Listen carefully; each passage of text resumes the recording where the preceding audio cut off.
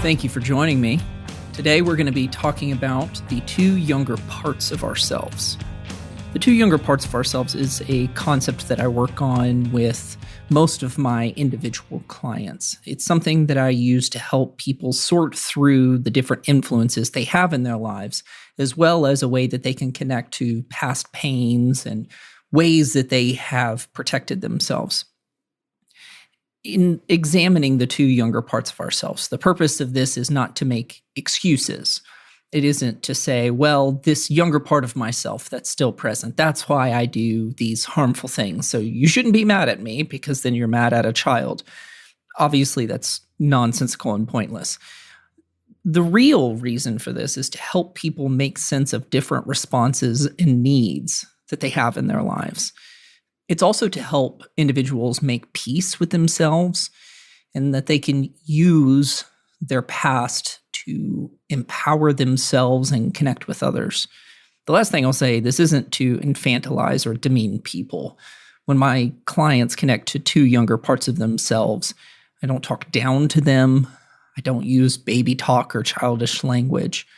But the two younger parts of ourselves really can give us some clarity into who we are and how we function. So let me give you a little bit of insight, and then we can go deeper into all of this. So the two younger parts of ourselves have a youngest and a slightly older version. The youngest one is the time in our lives when we realized the world wasn't safe.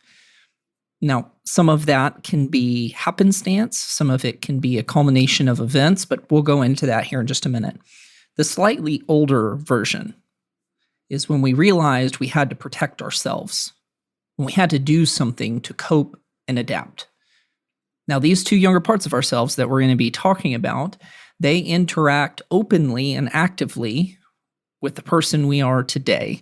If you're an adult listening to this podcast, yes, you have two younger parts of yourself that interact and make sense and might give some influence on your life that you might not initially realize. So let's go into the youngest part of ourselves. This is the time when we realized the world was not safe. This is a time when the magic was broken and we saw that there was real danger in the world around us. This isn't something that we can point out and always say, well, this was the moment when I realized that life wasn't magical.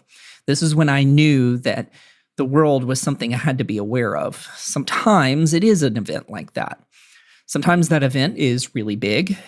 There's a point of trauma that a client will bring up and say, this is when I realized that everything was not okay.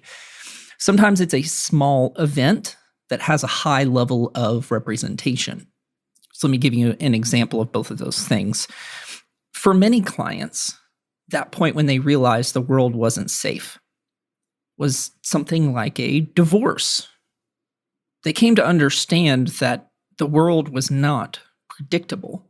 See, that's one of those individual moments that seems very obvious. However, I spoke just a second ago about times when we realized the world wasn't safe, but it wasn't as significant of an event. Like, let's say maybe our mom was 20 or 30 minutes late to pick us up. In the grand scheme of things, is that the biggest deal in the world? Well, no. But it could represent something outside of just that moment. See, when this magic was broken, all of a sudden our world started to shift. Particularly, this is connected to parents in the immediate world around us. More often than not, this youngest version of ourself is somewhere between 5 and 9. Now, I don't have exact scientific backup on all of this. This is something that I've developed over the years, and that 5 to 9 range is where I see most clients identify the youngest part of themselves. So this point of understanding, when we realize that everything is not okay, can often be characterized as a child who felt defenseless, a child who felt deficient or even broken. This can come from family issues. It can come from social issues.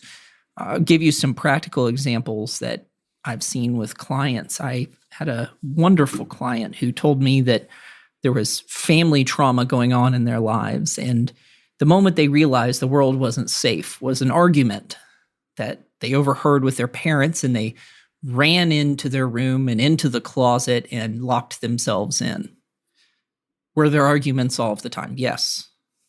But that single moment represented a time when they were a small child and the world wasn't safe.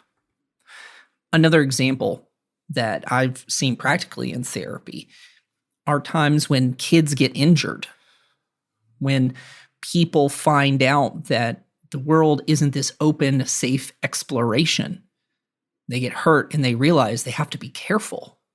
Something's going on and they have to be more aware, and not everyone is out to take care of them, which leads into one of the unfortunate points of youngest parts of ourselves that are often hurt, where it comes to abuse, physical or sexual. And sometimes clients will describe that as a person or a specific moment. But around then, that 5 to 9, typically, is when we realize that everything's not okay. From there, we get our slightly older part of ourselves, and that comes a little bit later. Now, this older part is when we realized we had to protect, take care, or shield ourselves from what was going on. This slightly older part I've seen get up to somewhere around maybe 16 years old. It can happen earlier. It can also happen later. But usually 16 is the barrier here. That slightly older part has to do with a lost hope that someone has, that the world could change. So they become jaded or lost. A lot of this is around protective measures. Now, these protective measures can be things that people pick up all of a sudden, whether it's rebellion with friends or engagement in social circles, online or otherwise, that are outside of the norm. More often than not, though, what happens is these protective measures align with our natural talents or skills. Some of the ways that I've seen clients protect themselves in my own practice is, if anybody's ever heard of the 4 trauma responses, fight, flight, freeze, I add on fawn. Fight meaning you actively engage and push back. Flight meaning you run away or distance. Freeze, if you sit still and be quiet, then nothing will happen. Or fawn, which is look at how vulnerable I am, you won't hurt me. Those pop up around this time. How do people integrate this protection into themselves or their psyche? Now, again, I said these can come with natural talent or skills. So for some people, it's performance. If I do well enough, then I'm protected. I'm going to deal with the hurt, lost part of myself by being good enough. I'm going to work on that deficient or that broken part of myself by producing, by getting enough people to see how great I am. Maybe I can convince myself that I'm not as horrible as I fear. This is how we keep people distant. This is how we create that barrier from our younger self. That slightly older part is very protective of what that younger kid experienced. And I'm talking in a way where a single person can have these multiple voices in their head, and go ahead and put it out there. No, I'm not trying to make people schizophrenic or give them multiple personalities. That's not it at all. Every client that I've worked with that has utilized this framework fully understands that there aren't 3 people inside of them. But all of them can identify these 2 younger parts that I've talked about. When they realized the world wasn't safe, when they realized they had to protect themselves. So we've got the definitions down. The youngest part is that time, whether it was a moment, whether it was an experience, whether it was an event, whatever it is, that solidified a time when we realized that everything was not okay. And there's usually a time, an experience, or an event when we realized that we can protect ourselves. Protect doesn't always mean aggression, but it does mean that we are able to create some distance between that youngest version of ourselves and the world around us. Let me give you some very personal examples, not in delving into my own story, but how this is played out. So we see this younger and slightly older version in our everyday lives when we act as if we're a younger child. That doesn't mean we can't drive or we forego doing taxes. But what it does mean is we become impulsive, selfish, or short-sighted when, let's say, a fear of being deficient comes out, when a fear of not being good enough comes out. All of a sudden, we lose the adult thinking and become very childish. We also see that self-protection come out in those often early or mid-teenage years. When someone threatens our sense of worth or value, we pick up the emotional maturity of a teenager. We start arguing or engaging or distancing, much like we did back then. But we also see those things come out in some of our interests. For me, the youngest part of myself, I loved Star Wars back then. And the really funny thing is, not too long ago, I had the ability to go to Disney, and my youngest self was thrilled because I built a lightsaber. Now, I've already cleared this with my tax guy, but it is a write-off because it's decoration, and I actually use the lightsaber as a way to explore this next part with clients. So my 8-year-old self comes out in a lot of things like that. The interest that I had back then, obviously not to an extreme degree, but in interests. It also comes out when I'm feeling insecure or concerned about what I'm able to do or achieve. I often have those same impulses as I did back then. The slightly older, younger version of myself, one thing he does love, and if you've seen the cover art of this podcast, man, I really wanted to get tattoos when I was younger. The cool thing is I can afford them now.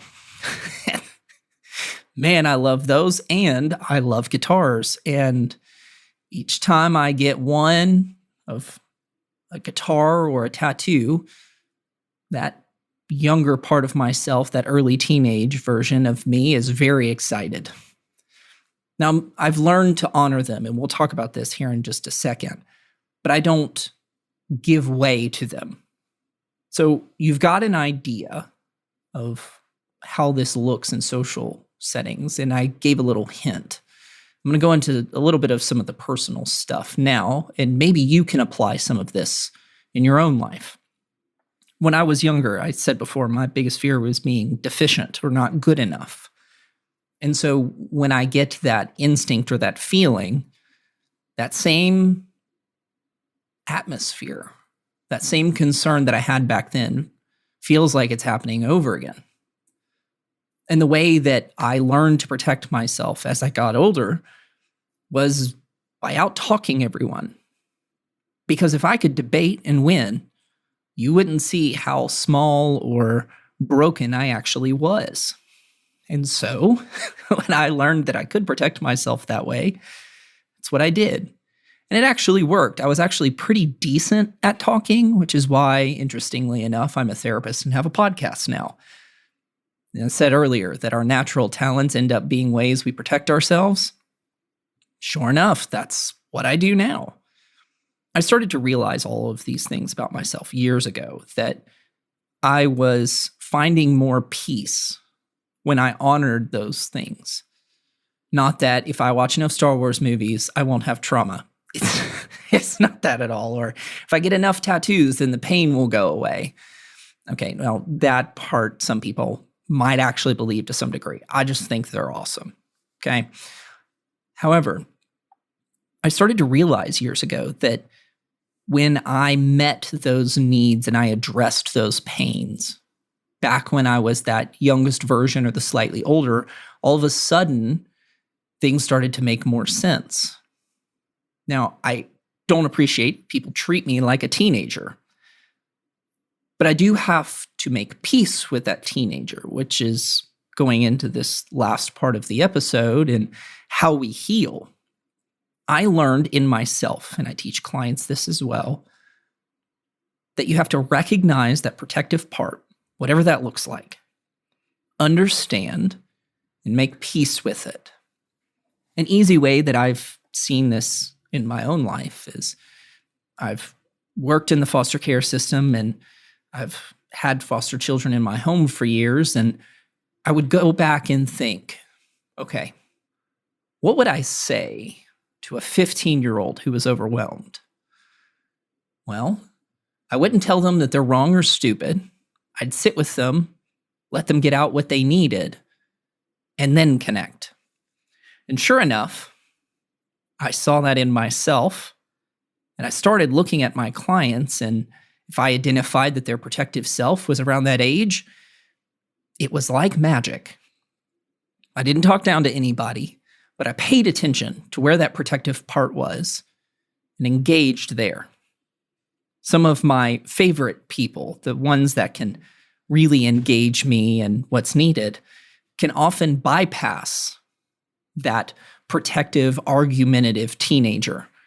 Sometimes they bypass it because they can argue with me and they have good points. Sometimes they can bypass it because they just love me and the teenager doesn't feel the need to argue so much. Here's where I saw a lot of healing in my own life and the way that I teach clients and hopefully give you, the listener, some insight on when I was able to bypass that protective teenager and engage that youngest part of myself. I started to see how those same fears of being deficient or defective came up in other areas of my life. I started to realize that the things that I was able to do or write or speak about, the deep fear wasn't that it was necessarily not going to be good enough, but that I was deficient. That maybe there was something wrong with me and that's why it wasn't accepted. And when I could recognize that I was not looking at it objectively, and I could see that there was still that young kid that was worried, I could address the pain in a way that was relative to what I was experiencing. My wife has done a great job at this, and I don't think she even knows it. She might not even recognize it until this podcast episode comes out, but one of the things that has really worked for me is what that young kid would have needed for me to just sit and say whatever I'm thinking and get a hug, or sometimes it's just a listening ear.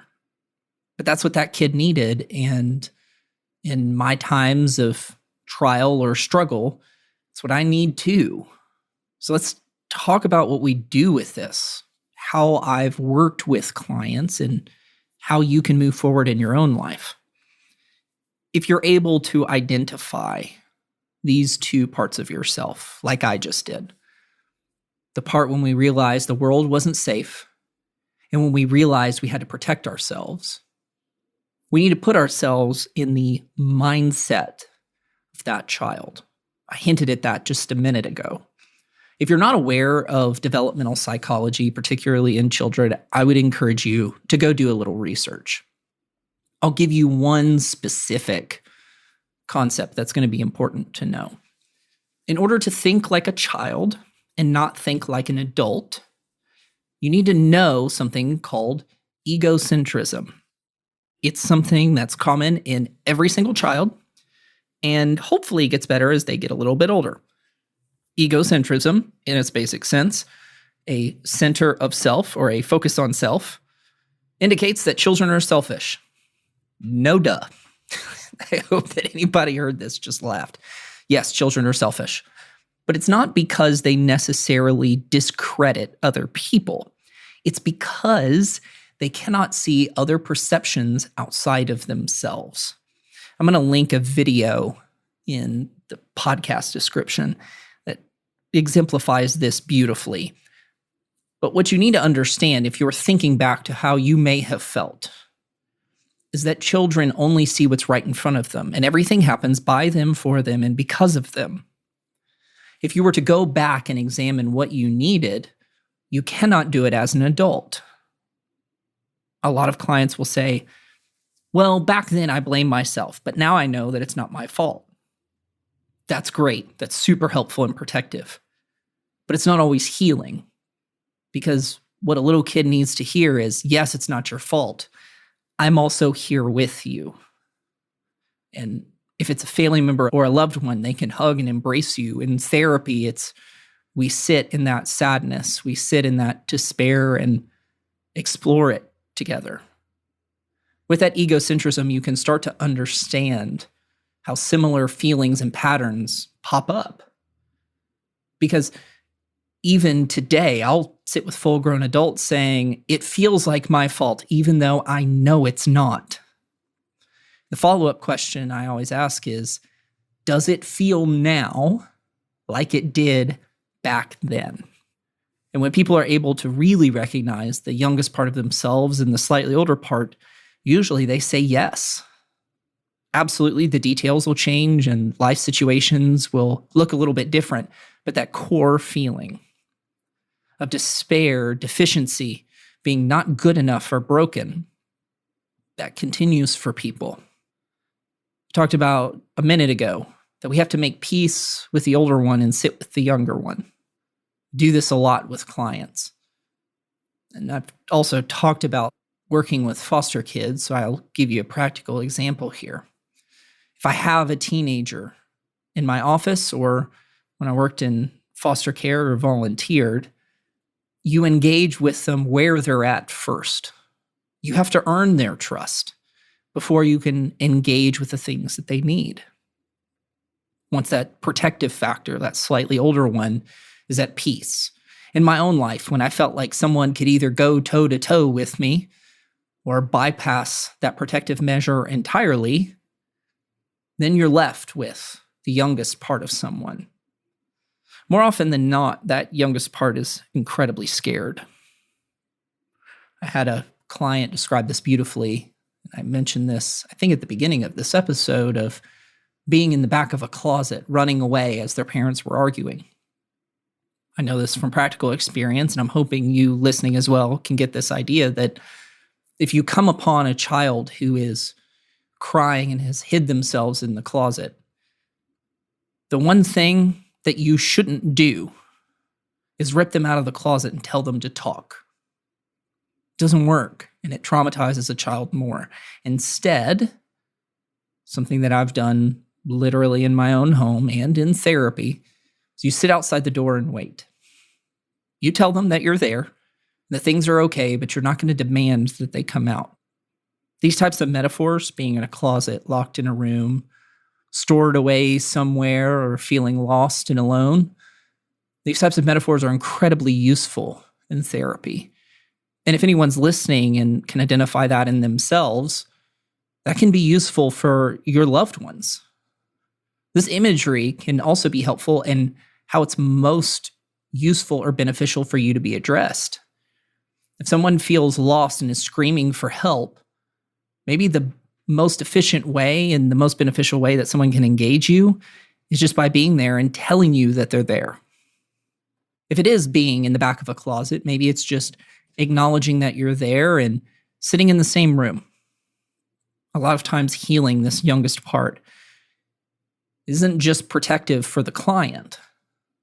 It also helps their romantic relationships as well as if they're a parent. Because when clients can recognize their own hurt child inside of them, they can accurately see their own children. They can see how, my goodness, I thought everything was my fault. And instead of treating their own children like adults, they can empathize in a way that they weren't able to before. At the end of therapy, I want my clients to honor and recognize these younger parts of themselves. Yes, still builds a lightsaber. Yes, I still get tattoos. I'm not driven by them, although they do pop up now and again. But those two younger parts of myself I've made peace with. I've worked on them. I've given them the support, and they speak up now and again, and it's good information for me to know. I know that if I'm feeling argumentative, it's probably because I feel threatened or scared. But that's what's really underneath it for me. I would encourage you to use some of this information to connect deeper to yourself. Maybe there's a greater understanding for why you act the way that you do. Maybe there's some deeper need in your partner or family member that you're able to recognize when you see the youngest parts, when you see that slightly older part pop up as well. If that's something you're interested in, take the time. This is the type of therapy that I do. It's also something that I came up with. So unfortunately, if you want to explore this further, I'm one of the only people that does it. The biggest thing that I hope is that you hear all of these things and honor what you need in yourself. That you're able to see that your own protective measures have been there for a reason. And that the youngest part of yourself has probably carried over time. And that healing is deserved. Thank you for listening. I hope you've found something that would be beneficial to you and possibly the people around you.